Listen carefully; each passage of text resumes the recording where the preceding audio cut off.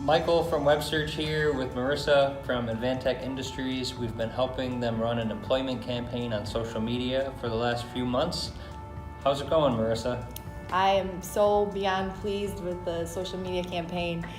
It's been a consistent struggle for our company to find skilled manufacturing employees in the Rochester area for many, many years. And honestly, for the first time and as far back as I can remember, we have a plethora of skilled manufacturing applications and applicants to the point where, we're able to choose who we'd like to hire versus being handcuffed by only one or two skilled applicants for our machinist position.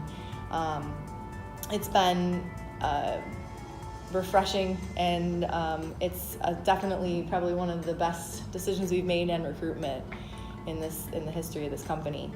And I'm excited to try to put new positions out there in the same manner with WebSearch and to help us fill further needs on our manufacturing floor. I also know that our manufacturing company is not the only company in the area that struggles with recruitment. I think it's definitely an industry-wide issue at this point.